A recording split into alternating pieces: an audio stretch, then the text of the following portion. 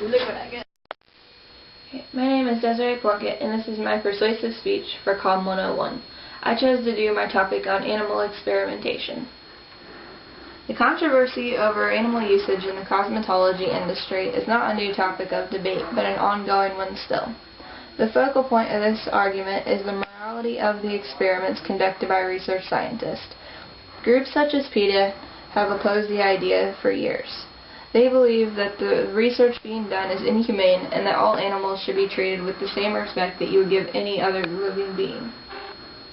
Researchers defend their studies by assuring the society that their testing is benefiting the human as a whole and that they treat their experimental subjects as humanely as possible. The question at hand, is it morally and ethically okay to profit at the cost of animals? Disadvantages to animal usage. It causes severe allergic reactions to the tested animals. It also causes liver problems, swollen eyelids, ulcerations, and bleeding. It's inhumane. The animals have different distribution of fine blood cells, and that their skin doesn't react in the same way that it would on a human. The testing is expensive. The results are sometimes unreliable. Animals are made to endure a lot of tests, making the end result meaningless. Advantages to animal usage. Animals are easily bred and maintained safely in controlled labs. Animal usage has dramatically improved the health of the human race. It's cheaper than human usage.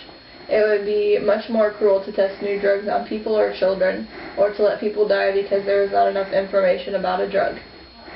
Animals are a lot like people in many ways, as in they're built with the same basic parts, muscles, bones, and intestines. It also allows scientists to create and test new drugs. But there are points that I feel like any kind-hearted individual, animal activists or not, would agree on. An urgent call for an end to avoidable and ethically questionable purposes is in need. A ban that would save the greater part of lab animals eradicated each year. Some facts and figures. The safety testing of chemicals in consumer products accounts for 10 to 20% of animal usage in laboratories. Though this sounds like a small percent, it ends up accounting for 2 to 4 million animals a year in the United States alone per year. The cosmetic industries single-handedly netted over $89 billion in profits in 1999. This increased to over $124 billion by 2004. This tends to beg the question, what is being done to fix this beauty-driven disaster? There are over 13 widespread tests ran in the cosmetic industry that involve the use of animals. I've picked the top 3. The LD50, or Lethal Dose 50% test, was developed in 1927. It was originally designed to standardize batches of powerful medicines like digitalis. It later became one of the first tests to be conducted on any chemical or product. Scientists dose animals, usually rats or guinea pigs, with different amounts of specific substance in order to determine the dosage quantity that will kill half of the animals. This experiment is currently used to test lipsticks, moisturizers, cleaners, shampoos, and nail polish. It's most generally administered by mouth or through dermal inhalation. More often than not, the toxin is not the cause of the animal's death. Rather, the animal will die from the mass amounts of material forced into their stomachs, causing severe abdominal pain, muscle cramps, convulsion, vomiting, bleeding ulcers, and kidney failure. The animals are subjected to this observed for 14 days. Those that survive their test are then euthanized, and all of their tissue is pathologically examined. Rabbits and guinea pigs are also the specimen used in this next cosmetic-based test that deals with skin irritancy. The product is applied to the animal's raw, shaved, and occasionally abraded skin. Redness, ulcers, rashes, and swelling may occur after these particular experiments. Questions have recently been raised over this method of experimentation because it seems there isn't much correlation between a rabbit's skin and a human skin.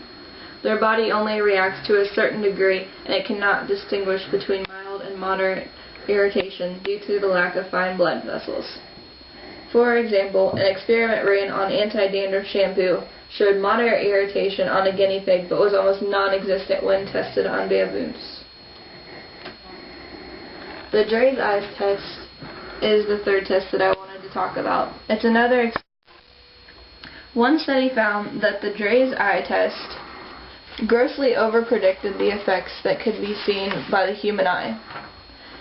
Another concluded that it does not reflect the eye irritation hazard for a man. Much like skin irritation testing, scientists are finding the animal's body does not suitably embody the effect of the product that it will have on the human being. Therefore, I'm wondering why the tests are still being conducted so frequently.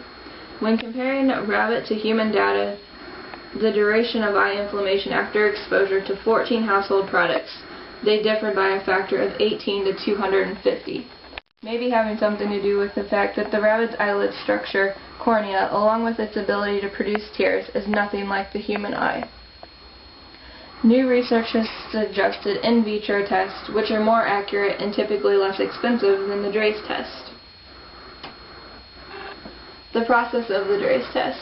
Rows of rabbits are kept in full body restraints with only their heads protruding, like pictures on the previous slide. Next, the clips are placed on their eyelids so that they cannot blink. The corrosive chemical agent is dropped or smeared into their eyes. The rabbits are kept restrained up to 3 weeks. The experimenter will check their eyes every 24 hours for damage. These creatures are fully conscious, they're not given any sort of anesthetic, and nor are they fed during the test period. Many animals struggle so hard to escape that they end up breaking their necks and dying slow and painfully.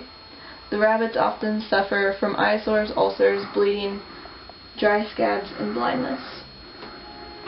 So what is the government doing? As with many other debates, the government has started stepping in and laying down some laws. Europe has led the world in prohibiting animal usage in experiments and suggesting alternative methods for testing cosmetic problems. The Constellation Agreement between Parliament and the Council states that a testing ban will come into effect 6 years after entry force into the directive, i.e. 2009, for the large majority of tests. As of this year, even if there are no alternative methods, it will be prohibited to carry out tests on animals to sell products which have been tested or whose ingredients have been tested on animals. This will be followed by a complete ban starting in 2013, allowing researchers an appropriate amount of time to create new experiments that hold the same validity as the experiments they had before. The United States is concerned. They're worried that a forced ban will restrict the transatlantic trade, as certain U.S. products that are tested on animals will be prohibited from being sold in the European Union and vice versa.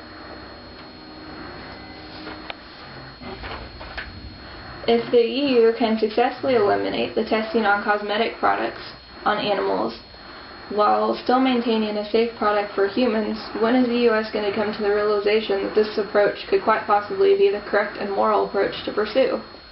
Through the promotion of validated methods for testing therapeutic drugs that are more predictive of health effects compared to current standards, the health and well-being of both humans and animals are better protected. I feel like we owe it to ourselves and our non-human friends to create not merely a body of rules and regulations to govern our conduct, but a level of sensibility that makes us care deeply and constructively about the entire planet and its varied inhabitants. So what kind of alternatives are there? The world of science has recorded more than 400 methods that can effectively replace animal experiments. It's important to consider the options, since at least 33 animals die in laboratories every second worldwide. There is no doubt that medical progress can be achieved without abusing animals. The critics point out that alternatives to animal testing could be used to taste the safety of cosmetics. The alternatives are cell cultures, tissue cultures, corneas from the eye banks, and sophisticated computer models. A HET cam test for eye irritancy could be done. These tests have been successfully carried out in Germany and Belgium. The vitro test that I talked about before could be used to test the skin irritation as well.